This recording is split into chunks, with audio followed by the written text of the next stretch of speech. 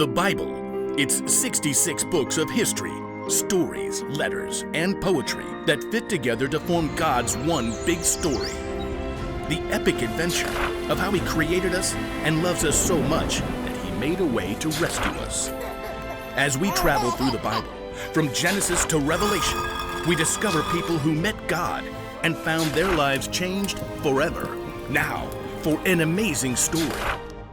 Inspired by the book of Genesis, chapter 3. Out of a deep, deep love, God created the whole universe and filled it with life. From great lumbering hippos to jewel-winged hummingbirds and sleepy sloths, the earth was filled with sound and color. But in all the world, there was nothing quite like God. Nothing that could think and feel and love like God. Let us make human beings so that they are like us. Let them rule over the fish and the birds and the creatures. Out of the dust of the earth, God formed a man and a woman, the very first people, created in God's very own image. God placed them in a beautiful garden along a river. How about a swim? And coconuts for an afternoon snack. God gave Adam and Eve the entire world to care for and explore and enjoy. They had only a single rule. You may eat fruit from any tree in the garden, but you must not eat the fruit from the tree of the knowledge of good and evil. If you do, you will certainly die. Oh, definitely not touching that tree. Life in the Garden of Eden was perfect. Crops seemed to spring from the earth as soon as seeds were planted. Every animal was friendly and ready to play or offer a ride. Adam and Eve never argued over how to spend their time. Your turn to choose. Best of all, Adam and Eve got to walk and talk with God. In the cool of the evening, they would walk alongside God under the shade of the leafy fig trees. You made the most amazing sunrise this morning. Yeah, we can't wait to see what this sunset's gonna look like. But into all this beauty slithered a false note.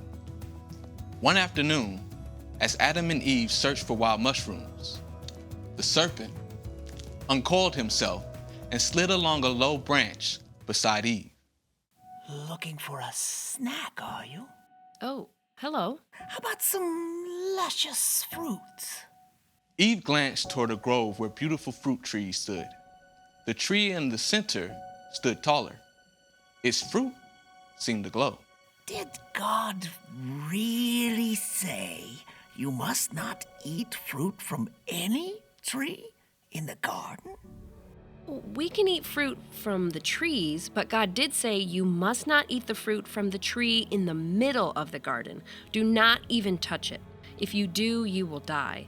And, well, die does not sound like a very good thing. In spite of herself, Eve took a few steps closer to the grove. The serpent slithered along. You will certainly not die.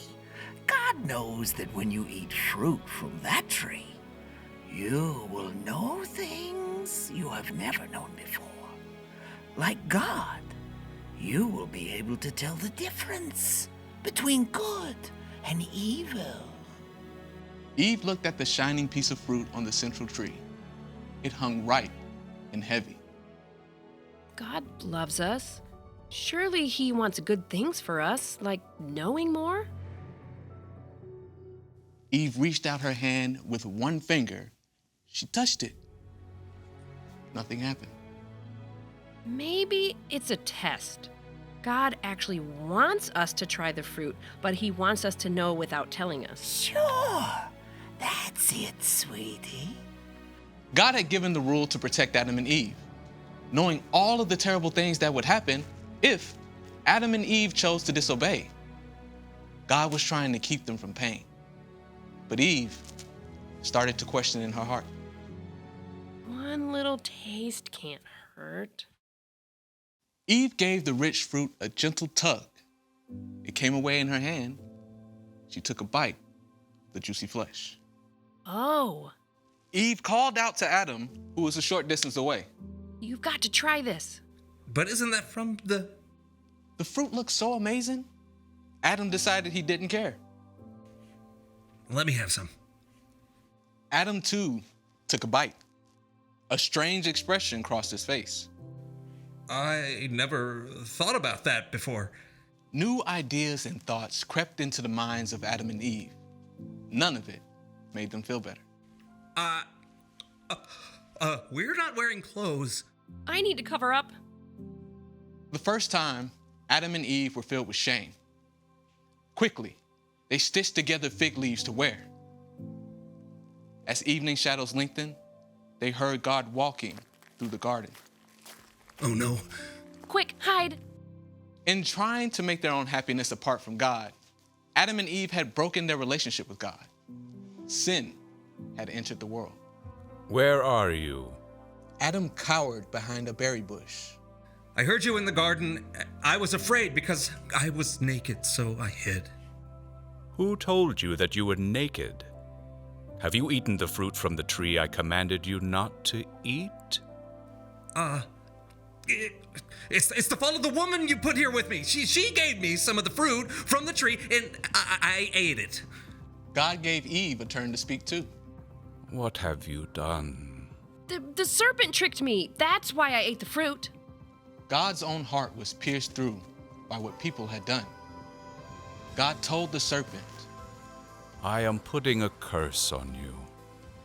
You will crawl on your belly and eat dust all the days of your life. because Adam and Eve had turned away from God, they could no longer find a home in the Garden of Eden. From now on, growing food would be difficult, back-breaking work. Giving birth to children would be painful, and family relationships would be complicated and hard sometimes. And one day, Adam and Eve would die. You were made out of the ground. You will return to it when you die. I'm cold. Though people had broken their relationship with their Creator, God's deep, deep love for them had not changed. God even made clothes from animal skins for Adam and Eve to wear on their journey from the garden. And already, God had a plan. One day, God would become a person. Jesus, God's very own Son, would walk on earth among people, showing them how to live in relationship with God again. And Jesus would one day lay down his life to break the power of death once and for all. Because in the end, God's love always wins.